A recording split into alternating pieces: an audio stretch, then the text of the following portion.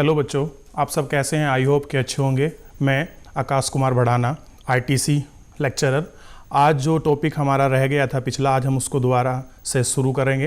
देखिए, मैं आपको 11वीं क्लास का अर्थशास्त्र पढ़ा रहा था और अर्थशास्त्र में जो पहला ही जो आपका टॉपिक था, जो आपका लेक्चर था, मैं उसे शुरू कर रहा था और मैंने उसे आपको, जो हमारा पिछला लेक्चर हुआ था, मैंने आपको पूरा बताया कि हम भारतीय अर्थव्यवस्था की विशेषताएं देख रहे थे और विशेषताओं में जानने की कोशिश कर रहे थे कि भारत की अर्थव्यवस्था कैसी थी, क्या प्रकार की थी। और साथ में हमने ये भी देखा कि जब ब्रिटिश लोग आए थे, उन्होंने किस प्रकार हमारी अर्थव्यवस्था को अपने अनुसार ढाल लिया था या सारी नीतियां बदल दी थी। और साथ में हमने ये भी कोशिश करी थी, जो भारतीय अर्थव्यवस्था है उसको जानने की कोशिश करी हमने कि आखिर में 200 वर्षों के दौरान हुए जो आर्थिक परिवर्तन थे, जिन्होंने पूरे देश की दशा और दिशा को बदल दिया, उन विषय पर हमने कल अच्छे से अपनी एक चर्चा करी थी। आज उसी दिशा में जहाँ से हमारा टॉपिक आपका छूट गया था, हम वहाँ से ही कंटिन्यू करेंगे, ठीक है। और साथ में मैं आपको 2 मिनट में एक छोटा सा आपको रिवीजन भी आपको कराना चाहूँगा। आइए ध्यान दीजिए, जहाँ से हमारा टॉपिक है हम लोग शुरू करते हैं। देखिए बच्चों, हमारा जो 11वीं कक्षा का जो विषय अर्थशास्त्र शुरू कर रहे थे और हमारा जो टॉपिक था बच्चों, स्वतंत्रता की पूर्व संध्या पर भारतीय अर्थव्यवस्था, ये हमारा मुख्य क्या है टॉपिक है। इस पे हम बात कर रहे थे हमारे अपने लेसन पर। और हमें इसमें क्या देखना था, भारतीय अर्थव्यवस्था की मूलभूत विशेषताएं। जो हमारा मुख्य बिंदु था इस विषय में जानने के लिए कि हम क्या देखेंगे, तो हमें देखना बच्चों भारतीय अर्थव्यवस्था की मूलभूत विशेषताएं हमें आपका देखना था। साथ में हमने क्या देखा, जब हमने विशेषता पढ़ी, हमने विशेषता पढ़ने के बाद औपनिवेशिक काल के अंतर्गत निम्न स्तरीय आर्थिक विकास, यानी कि जब ब्रिटिश लोग इंडिया में आ गए थे, उनके आने के बाद जो भारत की जो आर्थिक दर थी वो किस प्रकार निम्न स्तर की हो गई, या कौन कौन से ऐसे कारक रहे, कौन कौन से फैक्टर थे, उन चीज़ों को हम लोग अच्छे से पढ़ रहे थे।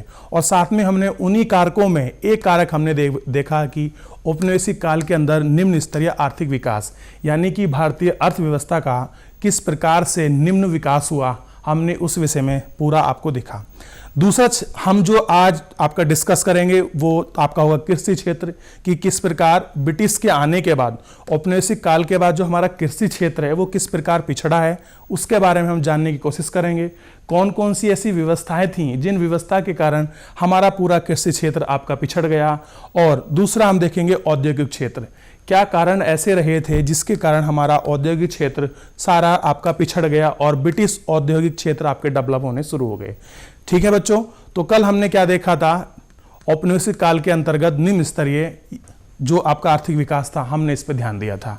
और साथ में हमने ये भी कोशिश करी थी बच्चों, मैंने आपको बताने की कि किस प्रकार उन्होंने अपनी पॉलिसियों को, अपनी नीतियों को अपने अनुसार चलाया और एक भारतीय अर्थव्यवस्था को एक आयातित अर्थव्यवस्था के रूप में अपनी नीतियों के अनुसार उसको बदल डाला, ठीक है बच्चों। और साथ में मैंने ये भी बताया था कि जो भारतीय अर्थव्यवस्था थी, जो उसकी हमने अपनी खोज करनी शुरू करी थी, उसको जो पढ़ना शुरू करा था, हमने कहा था कि हम वहाँ से पढ़ना शुरू करेंगे जब से हम आज़ाद हुए, उससे जो 200 वर्षों के अंदर जो हुए आपके परिवर्तन है, वहाँ से हम लोग आपका देख रहे थे।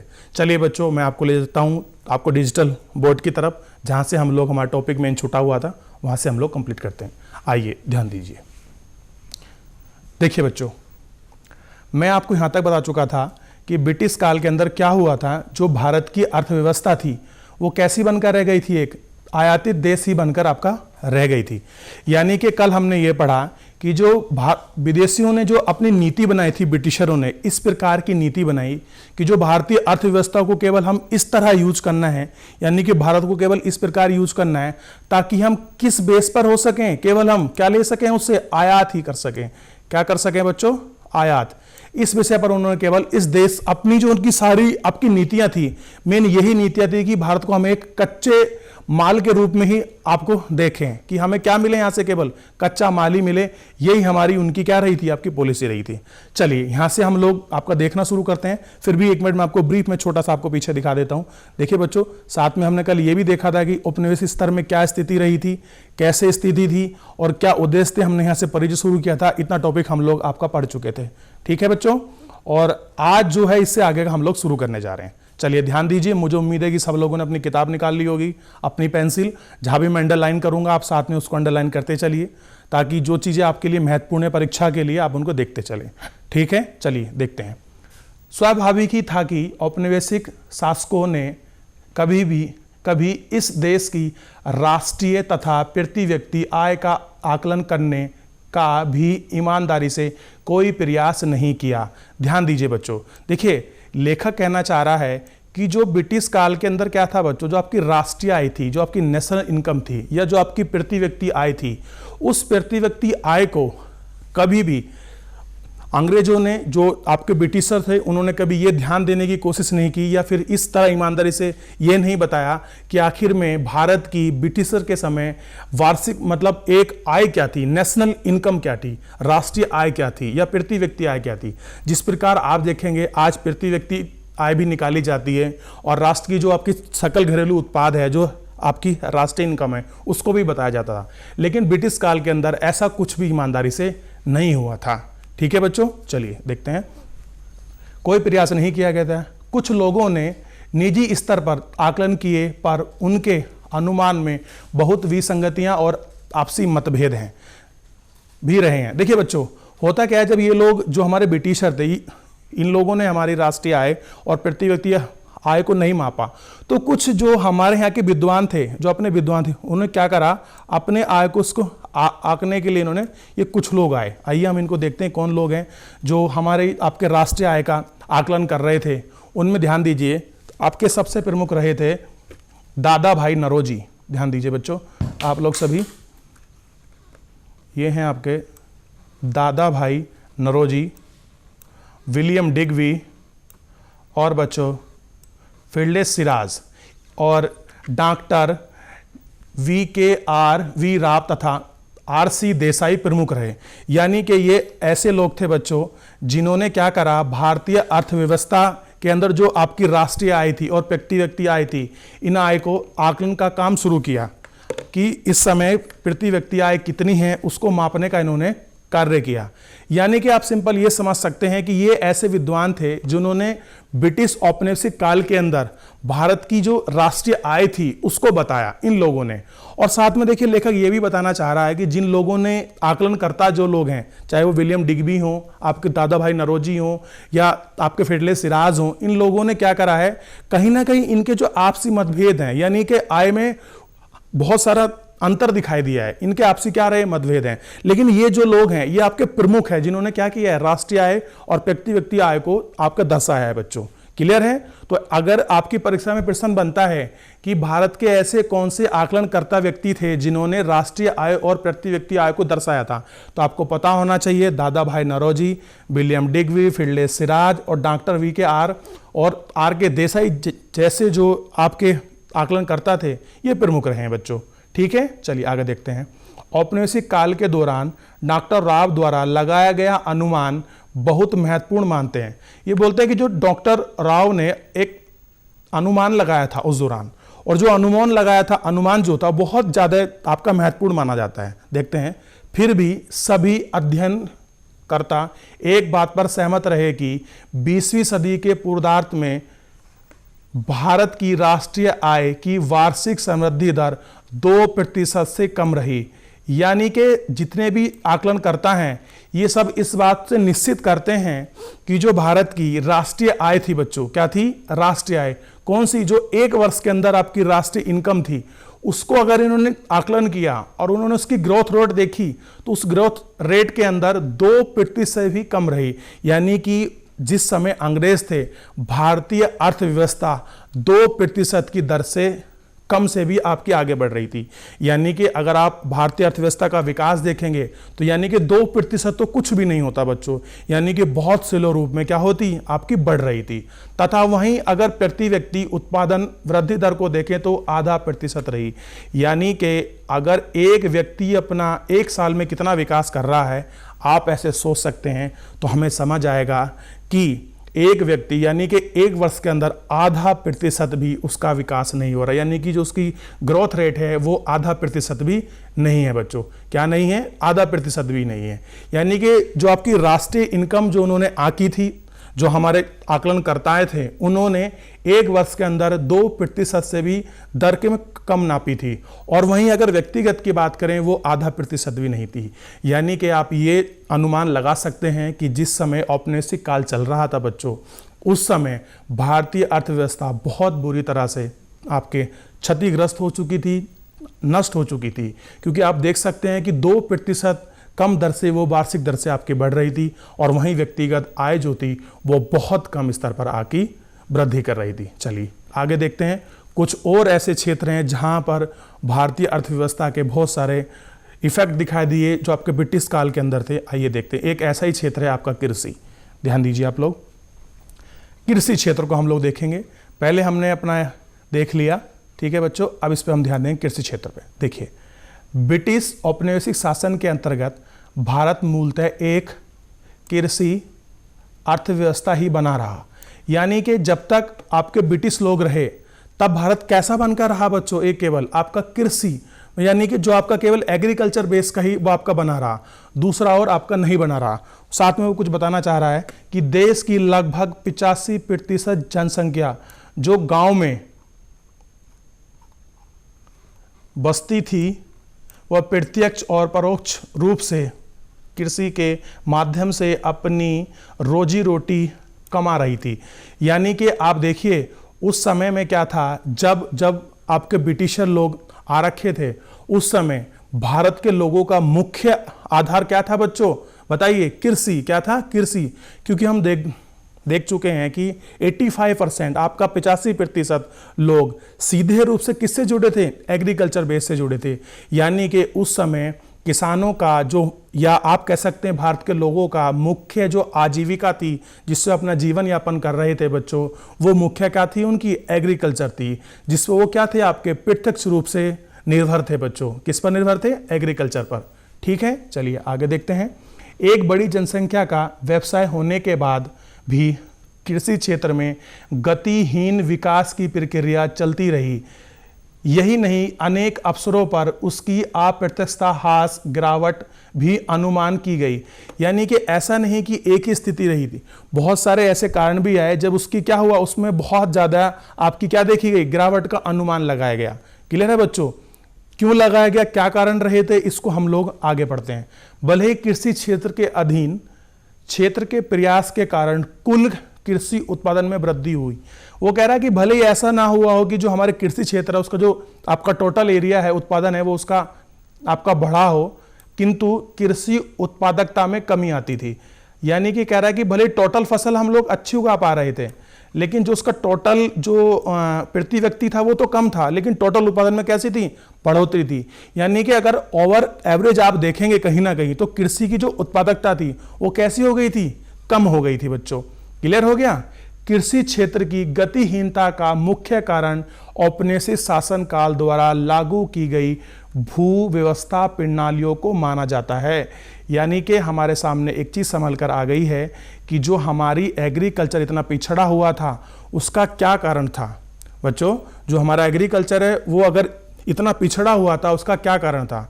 उसका मुख्य एक ही कारण था कि जो हमारा इतना एग्रीकल्चर पिछड़ रहा था उसके पीछे जो ब्रिटिश औपनिवेशिक काल के अंदर जो भू व्यवस्था, यानी कि जो भूमि की जो आपकी व्यवस्था बनाई गई हो, चाहे आपकी वो जमींदारी व्यवस्था हो, आपकी रैयतवाड़ी व्यवस्था हो या आपका मालवाड़ी व्यवस्था हो, कहीं ना कहीं इन जो आपकी व्यवस्था होती, इन व्यवस्थाओं ने भारतीय कृषि के मूल ढांचे को सारा बदल कर रख दिया, पूरा परिवर्तित कर दिया। और कहीं ना कहीं ब्रिटिश लोग जो थे उनको एक लाभ के सौदे के रूप में ये एग्रीकल्चर ने दिखाई दिया और उन्होंने अपने लाभ के लिए नई कृषि अर्थव्यवस्था भारत में लगा दी, जिससे आने के बावजूद क्या हुआ बच्चों? भारतीय कृषि अर्थव्यवस्था पर उसका सीधा प्रभाव पड़ा और यहाँ की कृषि क्या हो गई? जो मूलभूत रूप से आपकी चल रही थी, जो मुख्य यहाँ के लोगों की रोजी रोटी आय का स्रोत था, वो क्या हो गई? धीरे धीरे नष्ट होने लगी। किस प्रकार हुई, आइए हम लोग देखते हैं। आज क्या हो गया बच्चों? जो पूरी थी कृषि प्रणाली क्या हो गई माना जाता है। देखते हैं। आज के समस्त पूर्वी भारत में जो समय बंगाल प्रेसिडेंसी कहा जाता था, यानी कि अगर आप पूर्वी भारत की बात करें, यानी कि उस समय का जो आपका बंगाल था, उसमें सबसे पहले आपकी व्यवस्थाएं आपकी लागू हुई। कौन सी व्यवस्था लागू हुई? जो भू व्यवस्था थी, यानी कि ब्रिटिशरों ने जो अपने अनुसार भूमि को नीति जो बनाई है सबसे पहले कहां शुरू की? बंगाल प्रेसिडेंसी के अंदर शुरू की। आप सिंपल ही ध्यान रखिए बच्चों, अगर आपका ये प्रश्न मिलता है बहुविकल्प के रूप में कि ब्रिटिशरों द्वारा जो हमारे अंग्रेज थे उनके द्वारा भू प्रणाली की व्यवस्था सर्वप्रथम कहां से शुरू की गई? तो आपको पता होना चाहिए बंगाल प्रेसिडेंसी से आपकी शुरू की गई बच्चों। क्लियर है? ध्यान रहेगा सभी को, आपको कहां शुरू की गई? आपका बंगाल से शुरू की गई। ठीक है। जमींदारी व्यवस्था तो कृषि कार्यों से होने वाली समस्त लाभ को जमींदारी हड़प जाते थे। यानी कि ये कह रहा है कि जो आपकी भू राजनीतिक जो आपकी व्यवस्था बनी थी, उस व्यवस्था के अंदर जो आपकी एक प्रथा चली थी, जिसको बोला था आपकी जमींदारी प्रथा, ये जमींदारी आपकी प्रथा के अंदर, आपकी व्यवस्था के अंदर असलियत में लाभ हाँ बच्चों किसे मिल रहा था? जो आपके जमींदार लोग थे, यानी कि जिसे जमीन का वास्तविक मालिक बना दिया गया उस समय में, यानी कि जिस क्या कर दिया उसको जमीन का वास्तविक मालिक बनाया। उस जमीन के वास्तविक मालिक के रूप में जितना भी लाभ वहां किसान को होना था, वो लाभ किसान को ना होकर बच्चों किसे होना शुरू हो गया? जो आपके जमींदार था। यानी कि एक किसान जिसकी अपनी जमीन है, वो उस पर खेती करता था, मजदूरी करता था, साल भर पूरी मेहनत करता था, और आखिर में जमींदार टैक्स के रूप में, कर के रूप में अपना पूरा हिस्सा लेकर चला जाता था। और वो हिस्सा कोई छोटा मोटा नहीं बच्चों, पूरा एक जो अपने कृषक को, जो हमारा किसान था जिसको एक अच्छा आय बचनी चाहिए थी, एक अच्छी इनकम मिलनी चाहिए थी, वो सारा इनकम कौन ले जा रहे थे? आपका जमींदार। इस जमींदारी व्यवस्था ने क्या किया? जो हमारे किसान हैं उनका बहुत अत्यधिक शोषण किया। और यही कारण था कि जो हमारी कृषि अर्थव्यवस्था थी वो दिन पर दिन आपके पिछड़ना शुरू हो जाती है, और जो हमारे किसान हैं उनकी दैनिक स्थिति बहुत ही नष्ट होना शुरू हो गई, या ये मान लीजिए उनकी जो अवस्था थी उसमें गिरावट शुरू हो गई। और उसकी गिरावट का कारण थे आपके जमींदार, क्योंकि जितना भी उनको लाभ होता था उसका लाभ अंश अधिकतर आपके जमींदार लोग ले जाया करते थे बच्चों। ठीक है, चलिए आगे देखते हैं। इसी में किसानों के पास कुछ नहीं बचता था। किसानों के पास क्या नहीं बचता था? कुछ भी नहीं बचता। यानी कि किसान बेचारा साल भर पूरी मेहनत करेगा और आखिर में क्या होगा? जमींदार आएगा और वो अपने कर के रूप में अच्छा खासा लाभांश रूप में निकाल के ले जाएगा। अधिकांश जमींदारों तथा सभी औपनिवेशिक शासकों ने कृषि क्षेत्र की दशा को सुधारने के लिए कुछ नहीं किया। यानी कि जो भी लोग आए उन्होंने क्या नहीं किया? कृषि में कोई भी रिफॉर्म करने की कोशिश नहीं की, यानी कि बदलाव करने की कोशिश नहीं की। उन्हें क्या किया? केवल हमें तो लाभ चाहिए, और लाभ उन्हें कोई मतलब नहीं था कि उसमें कुछ हम बदलाव कर सकें, कुछ चीज़ों की नई व्यवस्था ला चुके हैं। नहीं, जो भी उनकी व्यवस्था थी बच्चों वो कैसी थी? केवल अपने लाभप्रद थी। आगे देखते हैं। जमींदारों की रुचि तो किसानों की आर्थिक दुर्दशा की अनदेखी कर उनसे से अधिक लगान संग्रहण करने तक सीमित रही। यानी कि उन्हें क्या मतलब था? केवल बच्चों उन्हें केवल ये मतलब था कि कुछ मिले ना मिले, हमें तो अपना लगान चाहिए, और वो भी लगान को छोटा मोटा नहीं बच्चों, अधिक मात्रा में अपना लगान ही उन्हें क्या करना था? संग्रहित करना था। क्लियर है? उन्हें क्या मतलब नहीं था किसी और चीज़ से, कि चाहे उनका नुकसान हो, उन्हें खाने को मिल रहा है कि नहीं मिल रहा है, इस चीज़ से उन्हें कोई मतलब नहीं था। उनका मुख्य उद्देश्य केवल एक ही था कि हमें क्या हो? अधिक से अधिक क्या हो? लगान प्राप्त हो बच्चों। ठीक है, आगे देखते हैं। इसी कारण कृषक वर्ग को निर्हात दुर्दशा और सामाजिक तनाव झेलने को बाध्य होना पड़ा। यानी कि आप देखिए, जो हमारा किसान है, जब उसके पास कुछ खाने के लिए नहीं बचेगा, या उसकी आर्थिक व्यवस्था जो है चरमराई जाएगी, जो उसका मेन स्रोत है एग्रीकल्चर, यानी कि जब उसको लाभ ही प्राप्त उससे नहीं होगा, तो उसकी दुर्दशा कैसी होगी? और भयंकर हो जाएगी, यानी बिगड़नी शुरू हो जाएगी। उसे क्या होगा? सामाजिक तनाव भी मिलेगा, और उस सामाजिक तनाव के साथ उसका जो अपना मेंटल मानसिक तनाव है वो भी उसका बढ़ेगा, क्योंकि उसके सामने सबसे बड़ा चैलेंज ये रहेगा कि मैं एक साल के अंदर अपने परिवार के लिए खाद्यान्न किस प्रकार प्राप्त करूं, और जो खाद्यान्न मेरे पास है उसको मैं पूरे साल किस प्रकार मैनेज करूं, ये मेरे लिए बहुत बड़ा चैलेंज रहेगा एक कृषक परिवार को। और इस सब के पीछे कहीं ना कहीं एक व्यवस्था जिम्मेदार थी, जो आपकी जमींदारी व्यवस्था आपकी लाद दी गई। और जमींदारी व्यवस्था में क्या था कि लगान की मात्रा, जो आपकी लगान आपको देना पड़ता था। देखिए बच्चों, आप इस लगान जमींदारी व्यवस्था को आप बहुत अच्छे से समझ सकते हैं। आपने पिक्चरों के माध्यम से या अपने घर में अपने माता पिता दादा दादी से सुना होगा कि जो हमारे पहले गाँव थे इनमें सब में जमींदारी व्यवस्था आपकी लागू थी। जमींदार आता था, साल भर के अंदर जैसे आपकी फसल कटने का टाइम होता था वो अपना लगान लेके चला जाता था। और ये चीज़ आपको कहीं ना कहीं जो हमारी फिल्में बनती हैं वो आपको दिखाने की कोशिश करते हैं कि हमारे पुराना समय कैसा गुजरा है और कैसा रहा है। तो आप उन फिल्मों के माध्यम से भी जमींदारी व्यवस्था को बहुत अच्छे से समझ सकते हैं बच्चों, कि आखिर में जमींदारी आप देखते होंगे, एक जमींदार आता था, 4-5 अपने साथ में लठैत यानी बॉडीगार्ड चलाता था, और वो किसान के खेत में पहुंचता था और जबरदस्ती वहाँ किसान की अनाज की बोरी उठा के ले जा सकता, चाहे उसके खाने के लिए बचे या ना बचे। फिर वो बेचारा वो ही किसान दूसरों के मांग तांग कर मजदूरी कर कर जमींदार के यहाँ अपने परिवार का क्या करता था, भरण पोषण करता था। कहीं ना कहीं उसकी इस दयनीय स्थिति के लिए एक ही व्यवस्था जिम्मेदार थी, वो थी क्या बच्चों, जमींदारी व्यवस्था, जो किसने लागू की थी, आपके ब्रिटिशरों ने लागू की थी। और कब लागू की गई थी बच्चों, आपकी ये तब लागू की गई थी जब उन्होंने अपनी नई आर्थिक नीति बनाई और उसमें भारतीय जो एग्रीकल्चर था, जो भारतीय कृषि था, उसको अपनी नीति के अंतर्गत लाए और सबसे पहली व्यवस्था आपकी बंगाल प्रेसिडेंसी के अंदर लागू की। समझ आया बच्चों? मैं उम्मीद करता हूं आपको समझ आया होगा इतना। चलिए आगे देखते हैं। तनाव झेलना पड़ रहा था, यानी कि उसने क्या देखा कि उस सामाजिक तनाव से मिलने शुरू हो गए थे। अब देखते हैं, राजस्व व्यवस्था की शर्तों का भी जमींदारों को इस व्यवहार के विकास में बहुत योगदान रहा। यानी कि जो भी आप देखेंगे इसमें कहीं ना कहीं जमींदारों का एक बहुत बड़ा आपका रोल रहा है। राजस्व की निश्चित राशि सरकार के कोष में जमा करने की तिथियों पूर्व निर्धारित थी, यानी कि उसमें ये निश्चित था कि जो आपका राजस्व जमा होना है उसके लिए निश्चित राशि सरकार के कोष की जो आपके तिथि पूर्व निर्धारित की गई थी। यानी कि आपको एक तिथि के अंदर, एक निश्चित तिथि थी जिसके अंदर आपको जो भी राशि बनती है वो आपको जमा करनी पड़ेगी। क्लियर हो गया? उसके अनुसार रकम जमा नहीं कर पाने वाले जमींदारों को उनके अधिकार छीन लिए जाते थे। साथ ही प्रौद्योगिकी के निम्न स्तर, सिंचाई सुविधा का भी अभाव और उर्वरक का नगण्य प्रयोग भी कृषि उत्पादकता के स्तर को बहुत निम्न रखने के लिए उत्तरदायी था। यानी कि बच्चों अगर आप देखेंगे कि ऐसा कारण नहीं था कि उसमें केवल जमींदार ही जिम्मेदार थे, उसके लिए एक दो अन्य फैक्टर और भी महत्वपूर्ण थे, जैसे आपका उर्वरक, यानी कि उस समय खाद का प्रयोग ना होना भी एक क्या था, जिम्मेदार था। क्योंकि अगर आप देखेंगे जब फसल की उत्पादकता बढ़ानी है तो हमें क्या करना पड़ता है, उर्वरक जो आपके पेस्टिसाइड्स हैं, कीटनाशक आपके देने पड़ते हैं ताकि फसल उत्पादन अधिक हो सके। और साथ में जो हमारी सिंचाई की सुविधा है वो भी आपकी डेवलप हो चुके। देखिए जो ये हमारी कृषि व्यवस्था थी इसमें भी ब्रिटिशरों ने एक नियम बनाया था कि अगर किसी को किसी क्षेत्र की जमींदारी लेनी है और जमींदारी लेने के बाद एक निश्चित तिथि के अंदर जो जिस क्षेत्र का जो आपका लगान था, जो आपका राजस्व था, उसको एक निश्चित तिथि के अंदर आपका जमा करना होता था। जमा करना जो ऐसा आपका जमींदार नहीं कर पाते थे उस निश्चित कृषि के अंदर, तो उसके अधिकार उससे क्या थे, छीन लिए जाते थे। यानी कि कहीं ना कहीं जमींदारों को यह भी आपका डर था कि अगर एक निश्चित तिथि के अंदर मैंने अगर लगान जमा नहीं किया तो मुझसे जमींदारी आपकी चली जाएगी। ये भी एक कारण रहा जो आपकी हमारी कृषि पिछड़ी। और साथ में हमने दूसरे कारक ये भी देखे कि उस समय पर्याप्त सिंचाई की सुविधा नहीं थी जो आज वर्तमान में आपको दिखाई देती है।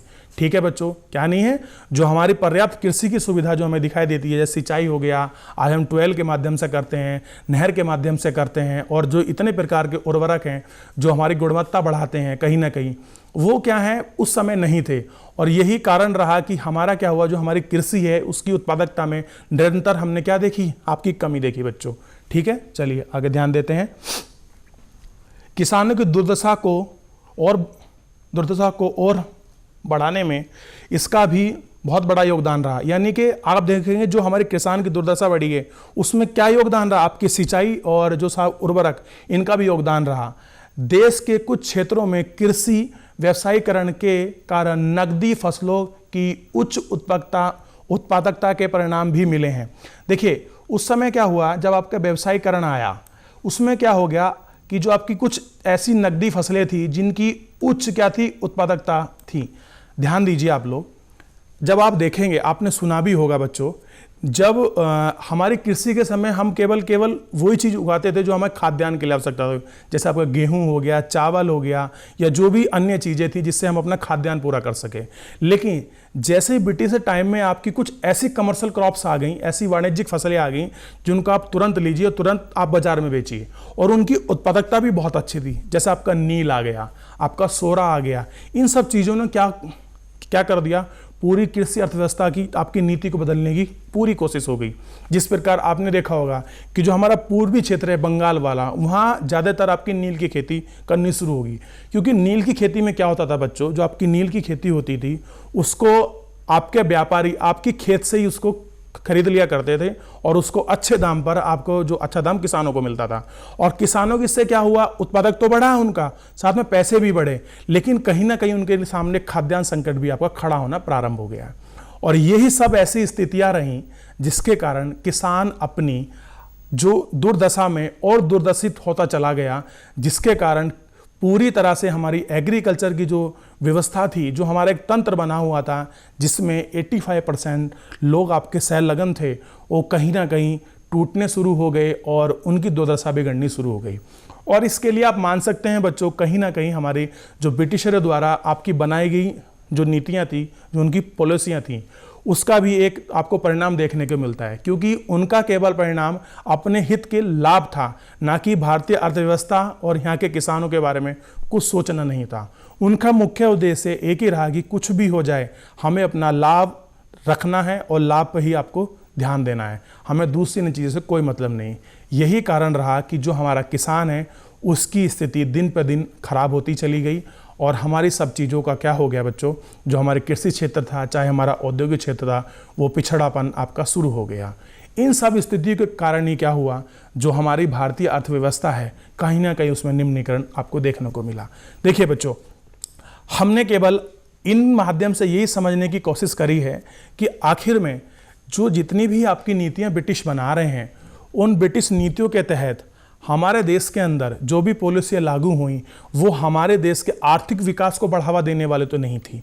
वो किसको बढ़ावा देने वाली थी, जैसे हम पहले पढ़ चुके हैं, जो हमने कल कक्षा पढ़ी थी उसमें हमने यही पढ़ा है कि जितनी ब्रिटिशों की आपकी नीति थी, भारत को एक कच्चे माल के रूप में प्राप्त करना और उसको, उस कच्चे माल को लंदन ले जाके नए रूप में विकसित कर भारत के बाज़ारों में बेचना था, ना कि यहाँ के औद्योगिक क्षेत्र को और आपके कृषि क्षेत्र को बढ़ावा देना था। ये सब चीज़ें क्या थी, उनकी एक अपनी पॉलिसी का ही क्या था बच्चों, हिस्सा था। मुझे उम्मीद है कि जो मैंने आज आपको पढ़ाया है आपको समझ आया होगा और मैं उम्मीद करता हूँ कि आप इसको क्या है, आप इसको पढ़ेंगे। ठीक है बच्चों, देखिए दूसरा ध्यान दीजिए आप लोग, अगर कोई भी आपको चीज़ ऐसी है जो आपको समझ नहीं आती है बच्चों, तो एक बार घर बैठ के आप जरूर पढ़िए ताकि आपको दोबारा उसका रिवीजन हो जाइए। और कोई अगर ऐसा बच्चा है जिसके जो आज हमारी क्लास नहीं ले पाया है, डीडी उत्तराखंड यूट्यूब चैनल के माध्यम से वो इस कक्षा को दोबारा पढ़ सकता है या कोई भी सब्जेक्ट का अपना रिवीजन कर सकता है। मैं उम्मीद करता हूं कि जो मैंने पढ़ाया है वो चीज़ आपको समझ आई हो बच्चों। I hope. मुझसे जुड़ने के लिए बहुत बहुत धन्यवाद। आपका दिन शुभ हो।